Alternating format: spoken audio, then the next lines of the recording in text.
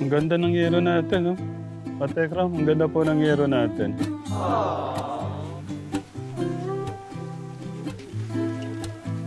Ayun. Ayun, no? Grabe naman yan. Magandang hapon po. Magandang tanghali po. Kuya Joshua. Kuya Rusty. Magandang tanghali.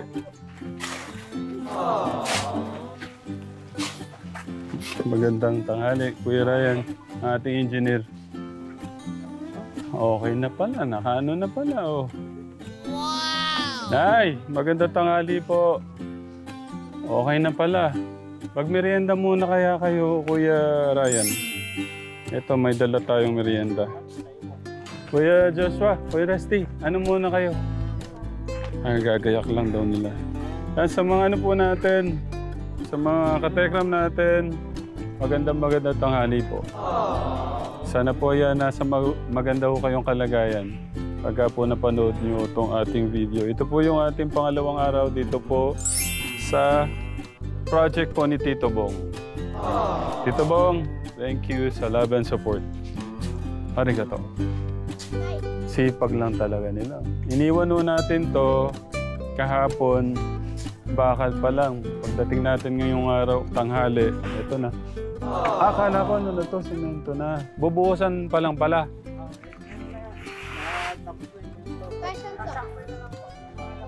May laman na, pupunuin na lang. Nahirapan na siya. Nasaan ba yung table? Dito mo na ilagay, Pogi. Nahirapan ka na? Okay, sige, sige. Si Ate Karen. Sabi niya maglakad, oh. Sabi niya maglakad. Pero gusto ko maglakad, balang araw ganyan. Parang, ano, may lambot. Gagawin nating babae. Yung ano natin, project natin dito, hindi lang tong bahay, pati si Ate Karen, gagawin nating babae. Babae naman siya, I mean, ganap na babae pala. Magandang tanghali. Hello, ate. Uy, grabe naman to si Kuya Renan. Kuya Ryan, ang ginawa mo dito. Grabe naman yan. Thank you, Kuya. Wala na ako. Dito ka lang. Gusto ko lang ipakita yung ano mo. Katekram, tignan nyo naman. Ito yung ano. Kahit walang camera, kahit ano, kahit wala ako dito, talagang ginagawa niya. Ba't gusto mo... Ba't ginagawa mo yan, Kuya Renan? Kuya Renan, dito! Nahiya siya. Ito po yung Good Samaritan po nila, Katekram, si Kuya Jerome Marquez. Thank you po sa paglapit to sa kanila. Thank you. Hindi ho dahil sa inyo, hindi ho sila napuntahan. Nay! Ito yung Good Samaritan nyo, si Kuya Jerome. Oh. Lo, si Kuya Jerome po, yung nagsabi na puntahan po kayo. Si Russell. Si Kuya Russell. Thank you po. Ayan. Thank you. Nadinig po yun. Lalo po ikaw, Kuya. Salamat po. At saka po kayo. Ay po rin po. Kaya salamat po. Tekram, maraming salamat po. Welcome po. Kami po yung thank you. Kasi dahil ho sa inyo, na kamusta ho natin sila. Ayan na. Opo. Yung ano po nyo. Okay, salamat po ta. Yung inyong concern, pagmamahal sa kanila, malasakit nyo sa kanila, ayun na ho, kahit papano. Hindi man siya ganun kalaki yan, kahit papano yung wish ni nanay, maiayos ho natin yung kalagayan po nila. Kaya thank you po, Kuya Jerome, Kuya Russell. Thank you. Napakasarap lang sa pakaramdam na meron tayong mga kababayan na may pagmamahal o malasakit sa kapwa, no? Kaya mabuhay po kayo hanggang gusto nyo. Tapos bukas daw, kahit sa linggo yata, gagawa po. Sabi ni Kuya, sabi po Nolo. Kasi lahat daw po ng kamag-anak na walang gagawin bukas linggo, magtutulong-tulong daw po sila bukas. Kaya ho, isa napukaw ho kami sa ano, dahil yung anak nyo nga daw masipag. Isa rin po Isa yun. po yun kaya ho malakas loob po na mailapit kay Kuya Tekram. Na kasi nga po, yung anak nyo nagsisikap kahit ganyan po kalagayan nyo. Tama. Talaga pong kahit sino naman po, pag nakita natin yung kabataan gusto makayari at nitihin naman po ng anak nyo makatulong din sa magulang. Kaya ho, kahit naisip po namin maglapit ulit sa inyo naman. Yeah. Thank you po sa love, Kuya Jerome. Yan, pag nabuo yan, nakakaintindihin. Kahit umulan ng malakas. Yung baha po kasi bababa yan. Pero yung bahay nyo po, at least sigurado na kayo na kahit malakas ang hangin, malakas sa ulan, mayroon kayong sisilungan na maayos. Hindi na kayo mangangamba na babagsak o bubuwal o tatangay ng tubig. Ako po yung pagka may tubig po. Pagka po bigla, sabi, nanay, hindi ka, ihahatid na kita sa taas. Inuuna na ako. O kaya, pagka minsan po, may sumusundo na po sa, ay na po si Karen. Nasaan si Ate Karen? Ayun. Napakatyaga niyan. Eh, gaano po kalayo yung eskwela, mula dito sa Pinawd hanggang dito sa bayan. Naglalakad. Sa hapon.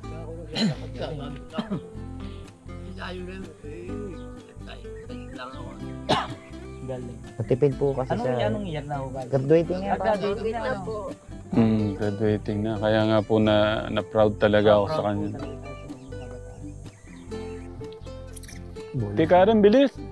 Nandito yung Good Samaritan mo. Nandito sila. Eto, si Kuya Russell at saka si Kuya Jerome.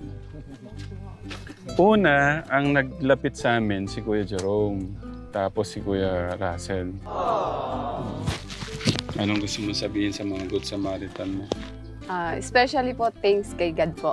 Kasi kung hindi naman po dahil kay God, alam ko pong hindi kayo gagawin niyang instrumento. Sabi nga po, talagang kapag will ni God, gagamit po siya ng ibang instrumento na alam niyang siguradong magiging successful.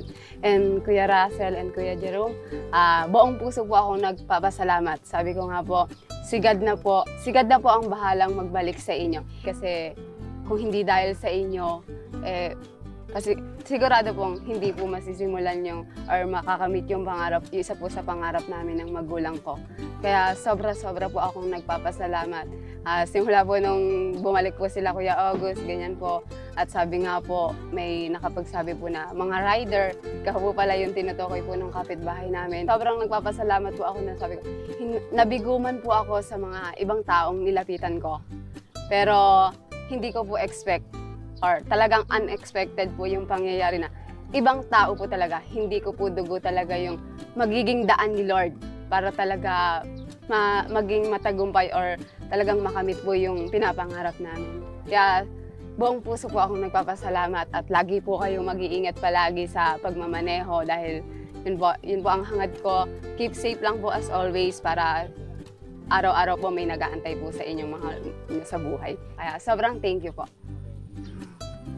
Pero sana kung 6 months ago, no? Ay 8 months ago, sana hindi siya masyadong nahirapan. Ano na po yun? Okay lang po yun kasi ano po yun masasabi ko pong mahirap po talaga. Pero sabi nga po, hindi ka po magiging matatag, hindi ka po talaga magkakaroon ng lakas ng loob kapag hindi ka po dumaan sa malubak na daanan o pagsubok sa buhay. Yun po naman po talaga yung isa sa susi natin para talaga magtagumpay. Kung makakamit mo man po yung tagumpay na wala kang dinaanan na pagsubok, parang mabilis lang pong maglalaho kasi iisipin po ni Lord na hindi niya pinagpaguran. Kaya sabi ko nga po, ako man po gusto ko nga pong maging police. Hindi ko man po totally makamit ngayon yung dream course na yun. Sabi ko, eto po talaga siguro yung will muna ni Lord. Better po na unahin ko muna yung pangarap ko para sa magulang ko kasi yung magulang ko po, hindi naman po pabata patanda na po. Kaya sabi ko, yung pangarap ko po, alam ko pong darating din po yung right time na makakamit ko yan. Kaya talagang tiyaga lang po. Lalo, tignan nyo, kinikilabutan ako. Alam nyo, kung hindi naman to ganun kalalim magsalita, kung hindi niya pinagdaanan lahat ng hirap Kaya ganun siya kalalim. Ganun siya kalalim magsalita. Kasi pinagdaanan niya lahat ng ano. Gano'ng kahirap po yung maglakad ka araw-araw sa eskwela. na meron ka naman dapat na ipamasahe para gumawa ka pagdating sa school. Eh, ginawa pa niya yun para kahit pa paano, kung wala silang mabunot, para sa pamilya. Oo. Kaya, thank you Kuya Russell Kuya Jerome. Napakabuti po ng puso niyo. At may kasama naman po ako dyan, si Tito Bong. Tsaka karamihan naman po ng mga, kumbaga yung panonood ng mga kababayan natin, yan, na maibabalik natin. Hindi lang sa kanila, pati yung iba pa. Kahit pa paano, hindi na sila mag-iisip na babagsak yung bahay nila. Yeah. Tinulak nga lang pong ilang tulak yun ganun, bagsak. Sabi ko, natatakot ako para sa inyo. Kasi sabi ko, kahit ako man na yung bahay ko, hindi na ako sigurado kung na ganun katibay. Mas lalo siguro ka ako yung sa kanila. Yeah. Kaya sabi ko, sana ako, dinggin ka ako yung ating hiling. Yun, natutuwa naman ako. Naisingit na tayo. Hindi po, maliit na bagay. Si God din po yan. Kumbaga kumbaga gumawa ng paraan. Saan po ba kayo? Saan po kayo dito? Malapit lang po ba kayo dito? Sa pinuntahan din natin. Alam mo yung bahay nila, Kuya August? Kuya Russell? Malapit po sa inyo, Kuya Jerome.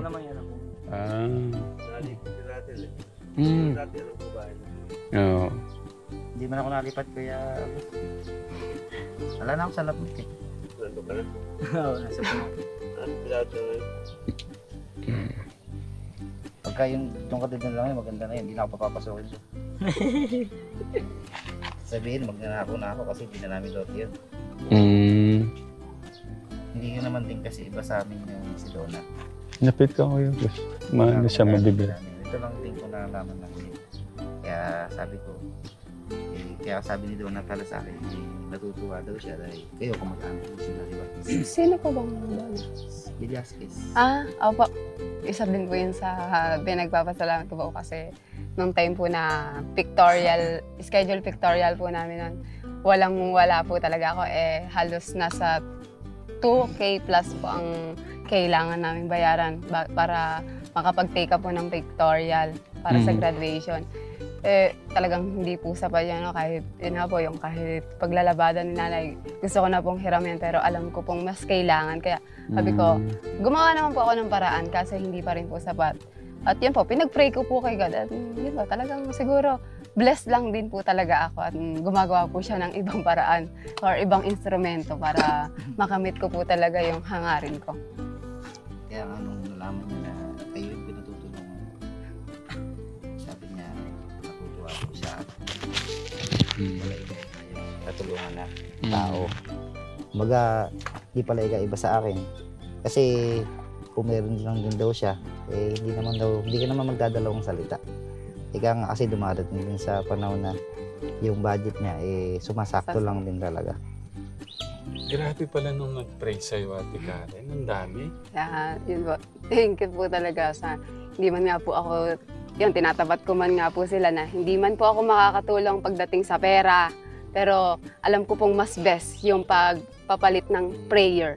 Kasi yun po ang talagang isang sandata Ang daming aral na mapupulot dito kay Ate Karen, Katekram. Kung ano nga pagkano, yung mga short niya ng mga word, ang lalim, di ba? Gusto ko i-share sa Facebook pagkano.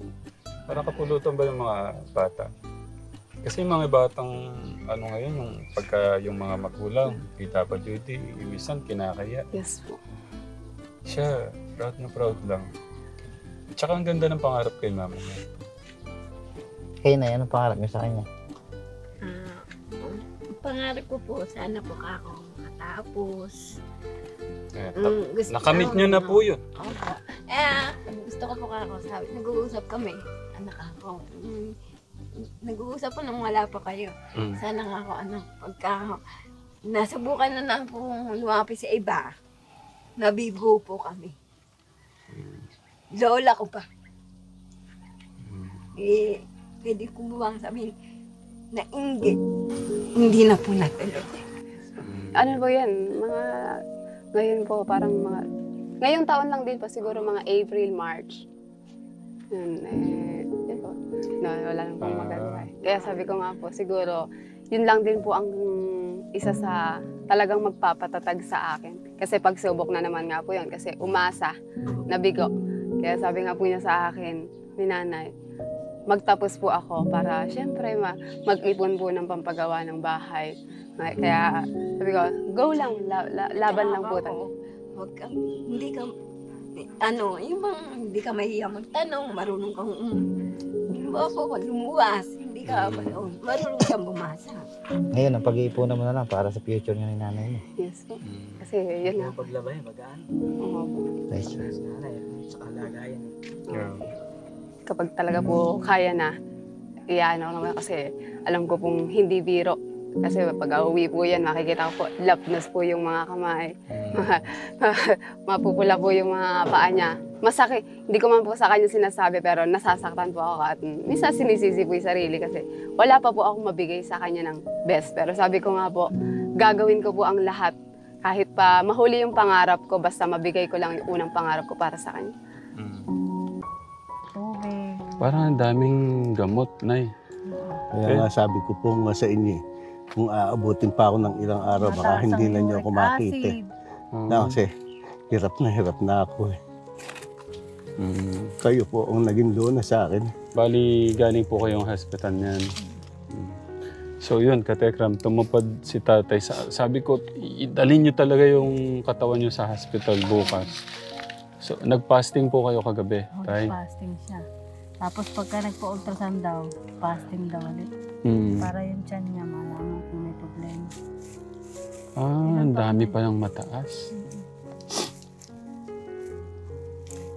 Bawal daw yung mga masasarap. Opo, yung sugar niya mataas. Yung pong... Madalas na kape. Ano po ba tong nitrogen? Blood, urea. Creatinine, mataas din. Uric acid, mataas din, tay. Mahilig kasi sa... Cholesterol, tay, mataas din. Kaya kailangan na iyan yan para hindi mag... Ay, tay, ang taas nung triglycerides nyo.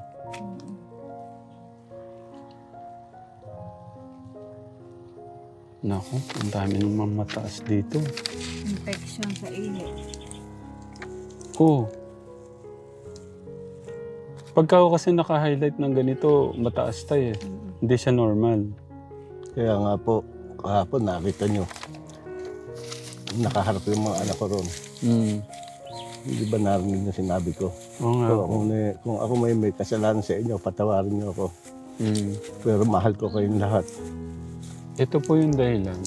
Kinausap ko siya kanina. Sabi ko nga po, sabi ko, tay, kaya ko po nalaman yung dahil kinausap po ako ni Nanay Maylin. Tuwing lasing ka daw, ganyan, ganito, ba't ka nagagaling kila papa at mama mo? Ang dahilan po, yung parang kung saan po nanggagaling yung galit po niya, di ba parang sumasabog po siya pag yun daw pong parang magaling lang kayo sa ibang tao, isa ho yun. Tapos isa pa sa kinagagalit niya, tay, yung parang iba yung trato niyo po kay lolo, kay tatay. Kay tatay, hindi. Minsan lang talaga pag nagkakasama ang loob din pag ang tao. Pero pagkayari naman, ala na yun. Ibig sabihin, lang siya yung... Kasi minsan kasi tatay kasi, pag binabawal ko yung anak ko, sasagot siya. Yun po, kinagagalit ko. Pilit ko pong nilalagay sa ayos yung anak naming maliit. Pilit ko pong nilalagay sa ayos. Kinokontrol nila, kaya po lumalaki ulo. Hindi po ba sasama rin po loob ko? Pagka ginaganon ako. Wait lang po. Paano ko pang masusupil yung anak ko kung kinokontrol nila? Ito man kinokontra, nagkagalit kami. Ayun, sasabihin ko na po sa inyo totoo. Kinokontra nito, kinokontra ng biyanan ko. Paano kung susunod sa akin? Katulad ngayon, kung minsan utusan ko, uwi ka, makakalimutan na yan, hindi na ako intindihin. Paano? Nakikita sa kanila, kinokontra nila ako. Yeah. Paano pang susunod pa po sa akin yun? Saka po ang naging pag-iisip na lang niya, ating malalasing siya. Ganun ang ginagawa sa amin. Pero hindi ko naman tinutunto niyo na itutulong ko sa kanya. Kahit sa ibang tao dyan, wala akong pinag-aanohang Bilang nanay, siyempre kung may yung kailangan niya, kahit naman inaaway tatay niya, binibigyan ko pa rin. Kayo po ang tanongin ko, Nay. Ano po ba sa tingin niyo yung yung parang pinanggagalingan ng galit niya kung kayo po ang tatanungin ko? Basta yung alam ko lang dala siguro din naman ng mga sa dami din siguro ng pinauutangan niya. Na-stress siya.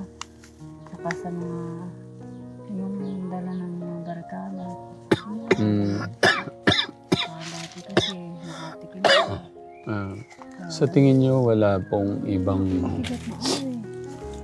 parang ginawa na ganito po ito po yung napag-usapan namin. Sabi ko nga po sa kanya, kinausap ko siya kasi nga kahilingan ni Nanay Maylin na maayos po kayong pamilya. So, gusto niya mag-sorry daw sa inyo, magsabi, pero napangunahan po nung naiya po siya. Paano po? Kung iisipin naman po, hindi natutulog ang Panginoon Diyos natin. Wala kami kasalanan sa kanya mag-ina. Talagang lagi niya kami napagtitripan. Kami inaamay. Bukas naman siya. Kahit ano gusto niya. Ang ugali, ang isa pa pong ugali niyan, pagka kumari nakipag-away sa amin, hindi na mapapasok yan. Magpapalamig-lamig. Saka ulit papasok, ikibuin kami. May kailangan kung wala silang gamit sa bahay kahit ano ko. Sabi naman ka ako. Open naman sila sa amin Pati isang anak ko, yung magawa si Ryan. Open niya. Tatanungin ko ulit si tatay. Sa tingin niyo bakit pinagtitripan mo kayo? Dala po siguro nung napakalaki problema niyan Hindi ba sinabi niyo sa inyo kahapon? Siya gumawa ng problema sa sarili niya. Nasabi niyo nga po yun. Siya gumawa ng problema. Binabawal namin mag-asawa yan. Sabi namin maghinto. Ang masakit nga, pagka nagka-pera ng konti, kakana naman. Gusto na yung nangyari para gumanda ang buhay niya. Mahalin niya ang pera. Maraming nawala sa kanya. Sa mga Nasabi niya nga po, nagsusukol siya. Sabong. Sugal, sabong, alak. Pero, yun po, okay lang po ba bigyan natin ng pagkakataon na humingi ng tawad sa inyo? Hindi po muna ngayon. At dahil sa mapakasama ng loob ko. Dahil kasi po sa tuwiti sa tuwiti ang ginagawa sa akin. Pero pag naman nandyan sa loob naman siya, okay naman sila. Kaya lang po, okay nga. Yung, ang isang impunto, yung pagka nalasing. Ganun ang ginagawa niya. Kung maipapangako niya pagkalasing siya, uuwi siya, tahimik siya. Hindi siya magwawala dyan kahit ano. Kaya ko siyang patawarin habang buhay. Luluwag ang hiling ako sa kanya. Yun ang iniintindi ko. Kung magwawala kasi, mauna pa ako mamatay sa kanya. Kaya hindi na nga niya pinapatuloy. Hindi ko na pinapatuloy. Ano lang, Tay? Gusto ko maging kalmado lang kayo. Kay tatay, gusto ko lang, pakinggan nyo lang siya. Para maintindihan niyo po yung laman ng puso niya. Ang ano ko po, kaya ko po siyang harapin ng harapan. Kaya lang, ang isang hihiling ko lang, kung maipapangako niya, pagka nakainom siya, hindi siya magwawala. Sige po. Yun lang ang isang inaanong sa kanya. Ang gusto ko yung pag nakain siya, tutulog lang siya. Ang tanging hangarin ko ngayon, Tay, kumbaga, nanghinayang po ako dun sa mga oras, yung araw na sasayang na hindi kayo, okay. Ayaw, naglamang. Puyat kagabi. Nakatulog. Nakatulog. Sa patay. Okay, sige. Yun din naman ang gusto ni tatay kasi na wag muna ngayon. So, siguro sa tamang panahon. May kakagalit siya, umiyak ko sa kanya. Ako lang, Tay, Nay, gusto ko lang iwan sa inyo na ayaw ko masayang yung araw-araw na may ganyan kayong problema sa pamilya. Para kasi dapat masaya lang kayo